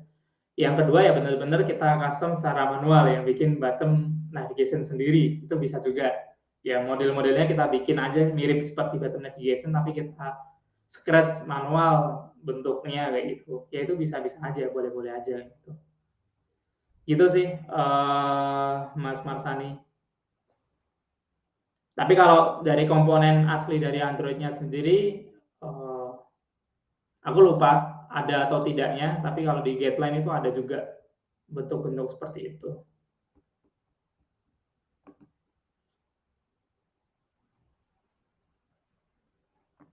Floating action button, extended FAB. Ya, nanti coba aku cari lagi. Atau teman-teman yang lain di sini kalau ada gambaran juga boleh silahkan di-share. Atau mungkin udah nemu library-nya, silahkan. Oke, sampai sini aku lanjut terlebih dahulu untuk materinya. Karena tak terasa sudah hampir 1,5 jam. Kita lanjut ke bagian yang terakhir ya, yaitu tentang tab layout dengan view pager 2. Ya, di sini sudah ada tulisannya 2, berarti ada view pager yang pertama. Ya, memang dulu sekitar setahun yang lalu mungkin muncul view pager 2. Bedanya apa? Bedanya lebih fleksibel aja buat yang view pager 2. Jadi kalau view pager 1 komponennya fixed, kalau yang 2 itu kita bisa pakai adapter dari recycler view ya buat di view pagernya, yang paling berubah itu, yang lainnya paling di kodenya aja, tapi cuma beda namanya doang. Tapi dari sisi fungsionalitas masih mirip-mirip aja sih. Nah, kalau pengen tahu gambarannya tab layout seperti apa, ya seperti di aplikasi WhatsApp ya, teman-teman udah sering melihatnya pasti. Jadi di sebelah kanan atas ada tab layout yang selain kita klik bisa kita swipe ya biasanya untuk berpindah antar menunya. Ya ini biasanya dipakai untuk menu yang memiliki kemiripan atau berhubungan dalam level yang sama ya. Jadi misalnya chat, katakanlah nanti bentuknya masih bentuk list-list seperti itu, jadi tidak terlalu beda jauh. Kalau misal atasnya tab terus kemudian setting ya itu kayaknya kurang pas. Ya seperti itu ya untuk pemakaian tab layout. Kalau teman-teman ada gambaran juga aplikasi-aplikasi yang pakai tab layout selain selain WhatsApp, boleh silakan di chat ya teman-teman ada gambaran lain. Sebenarnya tadi udah kelihatan sih di sini. Di sini juga ada tab layout di aplikasi YouTube. Jadi itu juga salah satu penerapan dari tab layout. Nah, untuk komponennya apa aja sih kalau kita mau pakai tab layout? Yang pertama tadi tab layout sama view pager 2. Tab layout dipakai untuk menunya ini. Jadi yang ada 2 menu ini pakainya tab layout. Yang kedua view pager ini dipakai untuk bawahnya sebelah sini ya. Jadi sebagai konten yang nanti bisa kita swipe. Sebenarnya kita juga bisa pakai view pager tanpa tab layout ya. Jadi misal ada aplikasi yang bisa kita langsung swipe tanpa ada menu di sebelah atasnya, itu bisa juga. Pakainya juga view pager 2 juga tanpa menggunakan tab layout. Atau mungkin TikTok mungkin, tapi nggak tahu bisa, tapi bentuknya vertikal gitu ya. Jadi swipe-nya ke atas. Jadi satu halaman itu juga bisa pakai view pager 2. klon-klonan lah ibaratnya dari TikTok. Seperti itu. Kemudian untuk menghubungkan antara tab layout dengan view pager 2 caranya bagaimana? Tinggal pakai bikin adapternya terlebih dahulu, kemudian di set adapternya, kemudian kita pakai tab layout mediator untuk menghubungkan antara si tab-nya ini dengan view pager-nya. Jadi di sini parameter pertama adalah tabs-nya, kedua adalah view pager-nya. Kemudian di sini kita juga bisa ngatur teksnya di dalam tab-nya ini apa gitu. Contohnya di sini kita ambil dari resource. Jadi home profile ini diambil dari sini. Kalau mau manual nulis sendiri pun bisa aja sebenarnya. Ya, kemudian isi dari adapternya itu sendiri apa?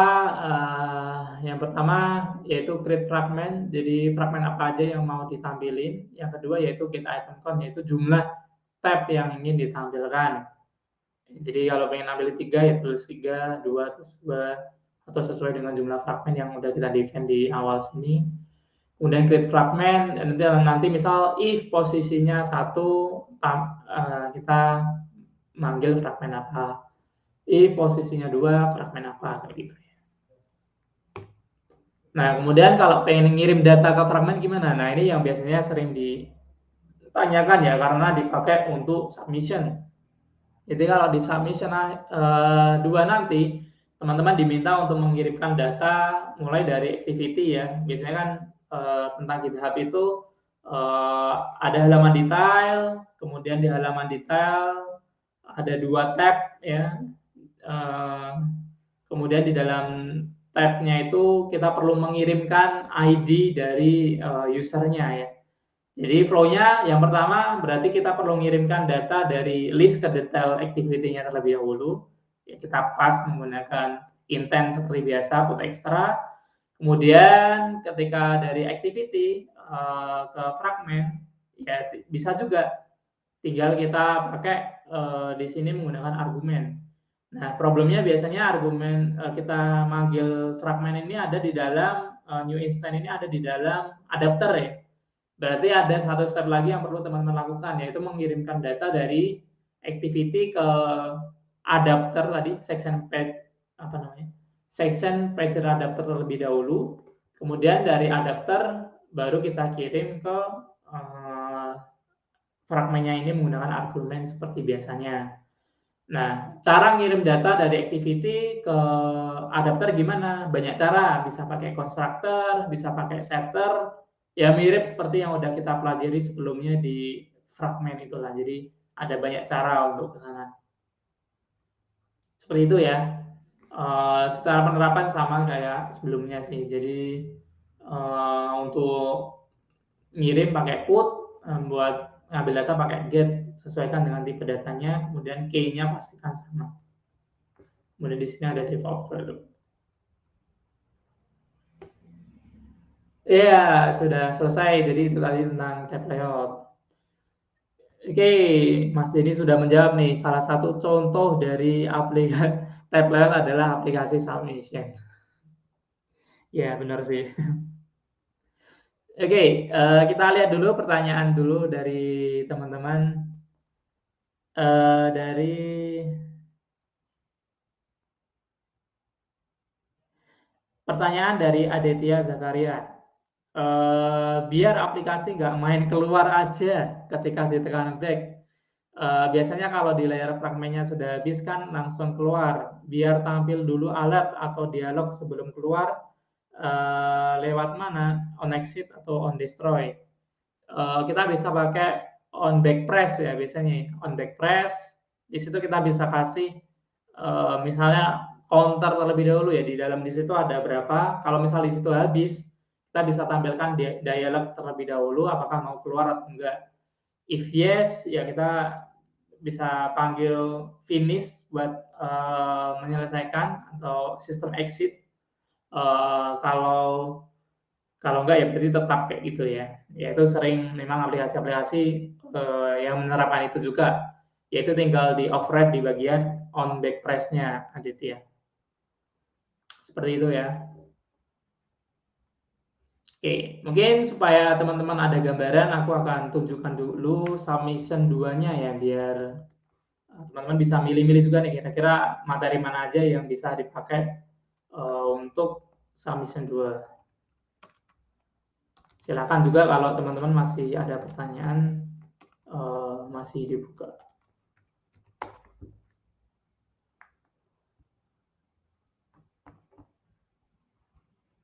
Submission 2.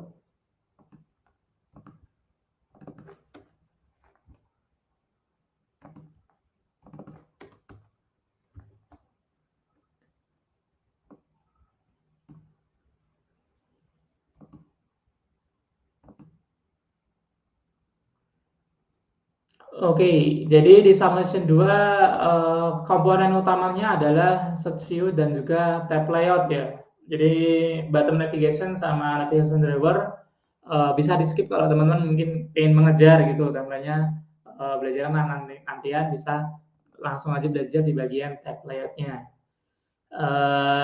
Kemudian network request ya, ini yang akan nanti kita pelajari di bagian selanjutnya ya, di sesi live session selanjutnya. Ya kita mungkin bahas yang di bagian ininya aja dulu. Ya kriterianya search user, jadi ada menu pencarian menggunakan data dari APN dengan berjalan baik. Ya teman-teman bisa pakai search view yang ada di action bar seperti yang ada di dalam materi atau di luarnya seperti yang aku contohin tadi. Intinya yaitu kita menggunakan add text change listener ya. Jadi ketika ada perubahan di dalam search view-nya, nanti dia akan manggil API, kemudian mengupdate data yang ada di dalam list-nya.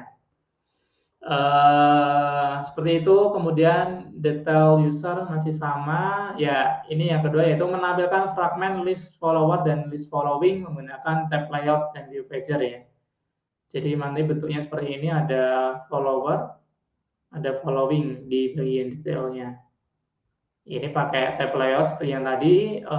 Cara dapetin datanya kan di dalam fragmen follower ini kan kita perlu ID user ini ya. Ya berarti dari list kita kirim ke detail kirim ke adapternya terlebih dahulu, adapter baru kirim ke fragmen followernya seperti itu. Ya itu aja sih biasanya problem atau case umum yang sering terjadi ya. Jadi teman-teman bisa menerapkan tadi caranya. Oke, kita balik lagi ke pertanyaan dari teman-teman.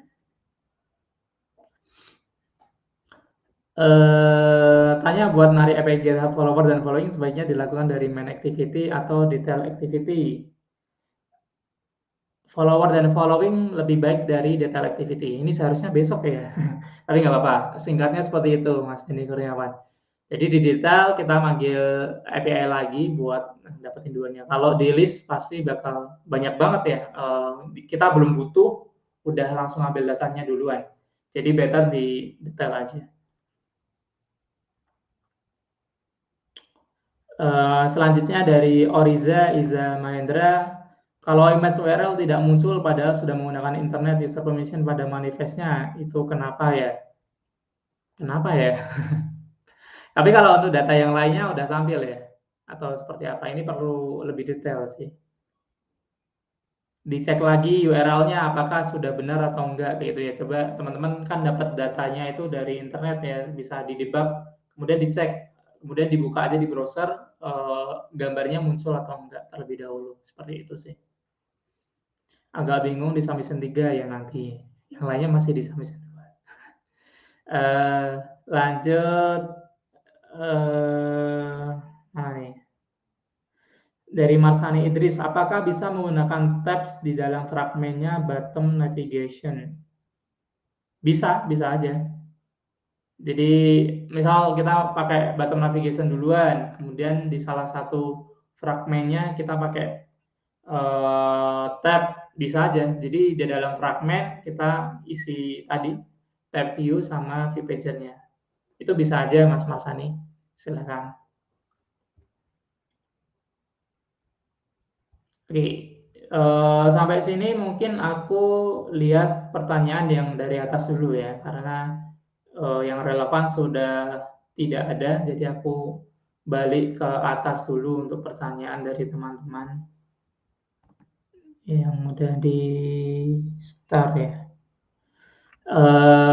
Pertanyaan dari Aulia Mardatilah, tanya gimana cara mengatasi aplikasi saat di run force close? Ya banyak cara mengatasinya. Yang perlu kita lakukan dan pahami pertama-tama adalah gimana cara untuk mendebug ya. Jadi pahami lagi materi tentang debugging itu.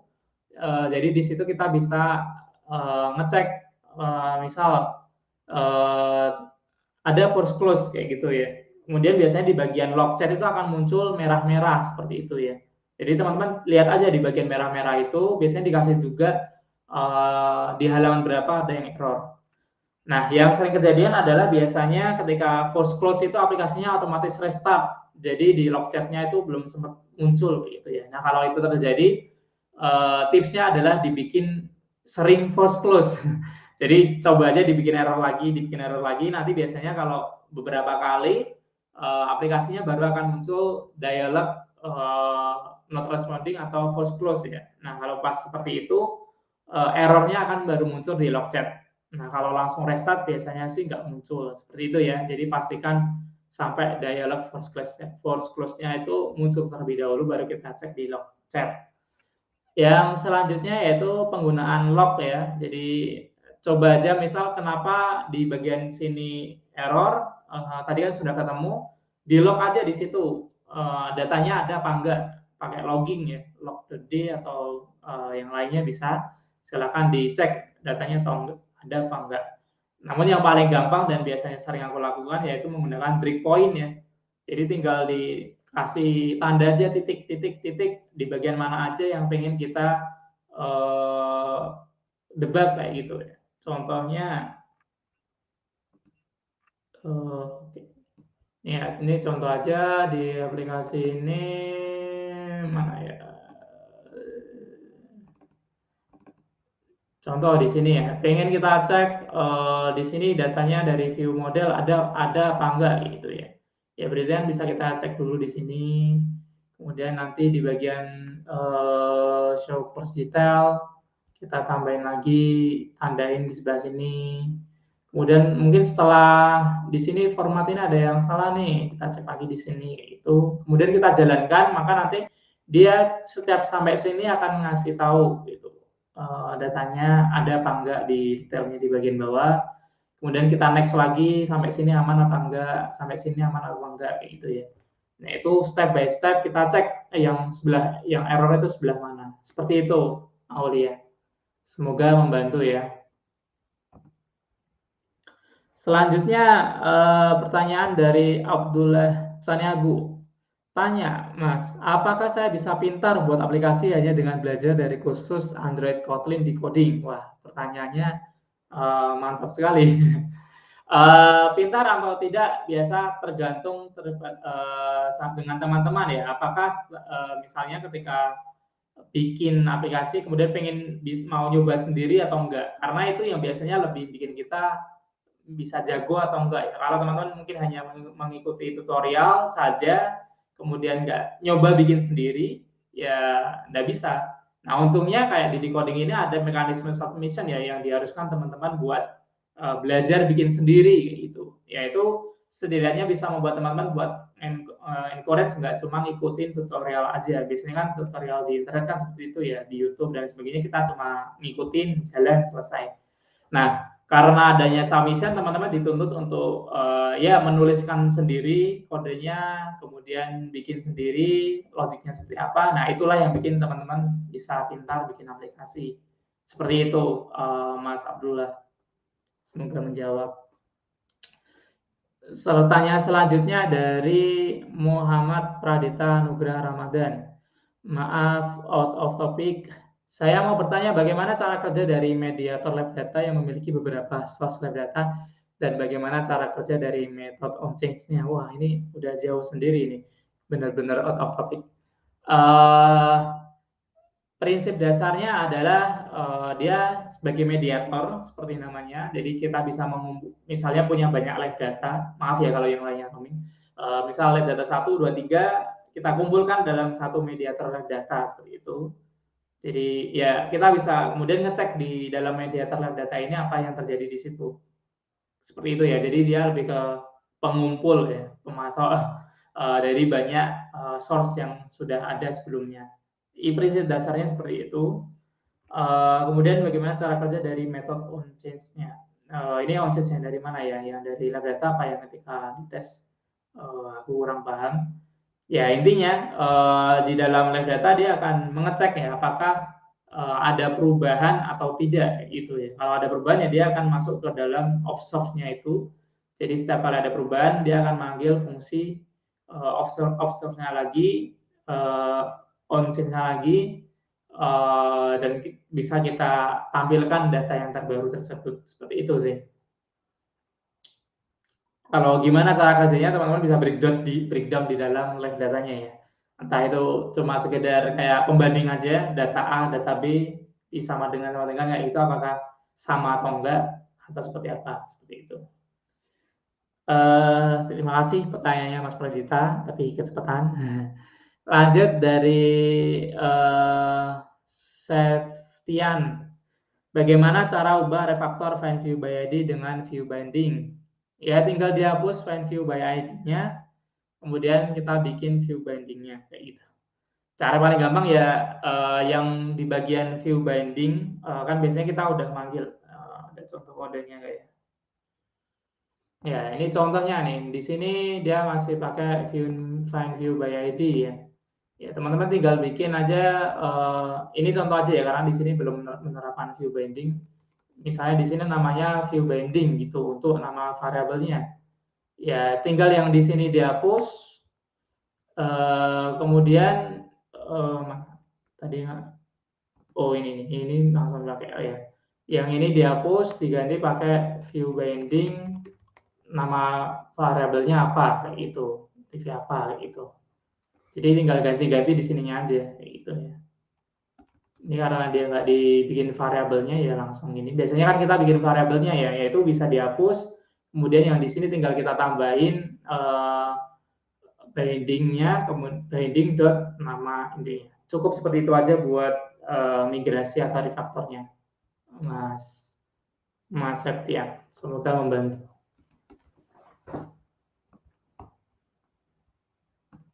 Lanjut pertanyaannya dari pengalaman di coding selama ini tool apa yang direkomendasikan untuk merancang dan mendesain UI UX yang bagus? Wah, ini jadi kelas UI UX. Ya, tools yang dipakai untuk merancang sih biasanya kita pakai Figma. Di coding kita juga pakainya Figma untuk keperluan sehari-hari. Ya, itu sudah mencakupi lah untuk semuanya. Mulai dari desain bareng, kemudian commenting, ngasih feedback, kemudian kalau mau survei ya cukup bisa pakai Google Form. Kita juga pakai Hotjar buat ngambil data dari misal dari responsnya user terhadap fitur yang udah kita bikin seperti apa kayak gitu. Kemudian kita juga pakai apa lagi ya?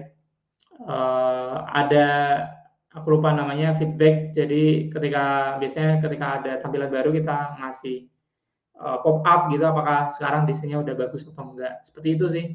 Tapi ya yang sering kita pakai itu tadi biasanya ya Figma buat desainnya, buat checkingnya ya bisa pakai Hotjar. Kalau A/B testing ya by Technism. Oke, seperti itu Mas Bayaki, bener-bener out nih. Lanjut ke Khairulatif.